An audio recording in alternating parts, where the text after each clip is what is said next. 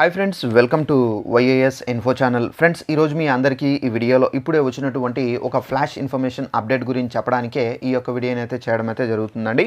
So ఆ flash information update ఏంటంటే, మన యొక్క ఏపీ రాష్ట్ర వ్యాప్తంగా మనకు జనవరి 1వ తేదీన ఇళ్లకు అయితే పెన్షన్ల పంపిణీ అనేది ఉండదండి. అయితే తప్పనిసరిగా ఇక్కడికి వెళ్ళి పెన్షన్లు అనేది తీసుకోవాల్సి అయితే ఉంటుంది. అయితే ఏ కారణంగా మనకు పెన్షన్ల పంపిణీ అనేది ఇళ్లకు పంపిణీ చేయడం లేదు, ఏంటి దానికి సంబంధించిన పూర్తి వివరాలు తెలియజేస్తాను. వీడియో మీకు నచ్చినట్లయితే లైక్ చేసుకొని ఛానల్ సబ్స్క్రైబ్ చేసుకోకపోతే వెంటనే ఛానల్ కూడా సబ్స్క్రైబ్ చేసుకొని ఫాలో అవుతానండి. ఇక ఆ వివరాలు అనేది తెలుసుకుందాము. అయితే మన యొక్క ఏపీ రాష్ట్ర వ్యాప్తంగా పెన్షన్దారులకు సంబంధించి ప్రతి నెల మనకి ఏంటంటే పెన్షన్ల పంపిణీ అయితే చేస్తున్న సంగతి తెలిసిందే. అయితే మనకు జనవరి 1వ తేదీన మాత్రం అయితే పెన్షన్ల పంపిణీ అనేది ఉండదు. అయితే మనకు దీనికి సంబంధించి నోటిఫికేషన్ అయితే వచ్చింది. ఒకసారి ఆ నోటిఫికేషన్ అనేది క్లారిటీగా చదివి ఎక్స్ప్లెయిన్ అయితే చేస్తాను.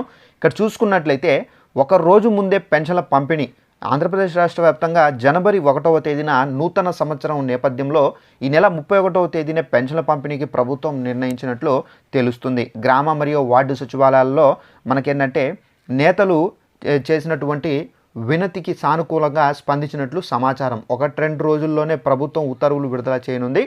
వార్తలు అయితే వస్తున్నాయి. కాగా 1వ తేదీ పల్నాడు జిల్లా రొంపిచెర్ల మండలము అన్నవరంలో సీఎం చంద్రబాబు నాయుడు గారు అయితే మనకు పెన్షన్ పంపిణీ అయితే చేస్తారని చెప్పేసి చెబుతున్నారు. సో ఫ్రెండ్స్, చూసారు కదా, మన యొక్క ఏపీ రాష్ట్ర వ్యాప్తంగా మనకు జనవరి 1వ తేదీన కాబట్టి మనకి జనవరి 1వ తేదీన మనకు సెలవు దినం అయితే ఉంటుంది కాబట్టి, సో జనవరి 1వ తేదీన కాకుండా మనకు డిసెంబర్ 31వ తేదీనే మనకు పెన్షన్లు అనేది పంపిణీ అయితే చేస్తారు. అయితే మళ్ళీ మీకు ఏంటంటే జనవరి 1వ తేదీన అయితే మీ ఇళ్లకు అధికారులు అయితే రారండి. అలాగే మనకి ఏంటంటే జనవరి 2న మళ్ళీ ఏంటంటే పెన్షన్ల పంపిణీకి అధికారులు అయితే మీ ఇళ్ళకైతే వస్తారు.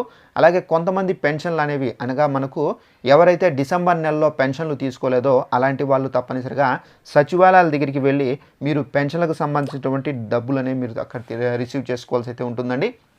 సో మీరు సచివాలయాలకు వెళ్ళినప్పుడు మీ యొక్క పెన్షన్ ఐడి కార్డు కానివచ్చు, ఆధార్ కార్డు కానివచ్చు, రేషన్ కార్డు కానివచ్చు, ఈ 3 కార్డుల్లో ఏది తీసుకొని వెళ్ళినా కానీ మీ యొక్క పెన్షన్ అనేది వాళ్ళు చెక్ చేసి ఇవ్వడం అయితే జరుగుతుంది. 3 నెలలకు సంబంధించి ఎవరైనా పెన్షన్లు తీసుకోకపోయినా కానీ మీరు తీసుకోవచ్చండి. సో ఇదండి మనకున్నటువంటి ఇన్ఫర్మేషన్. ఈ వీడియో నచ్చినట్లయితే లైక్ చేసుకొని ఛానల్ సబ్స్క్రైబ్ చేసుకొని ఫాలో అవుతానండి. Thanks for watching this video. All the best.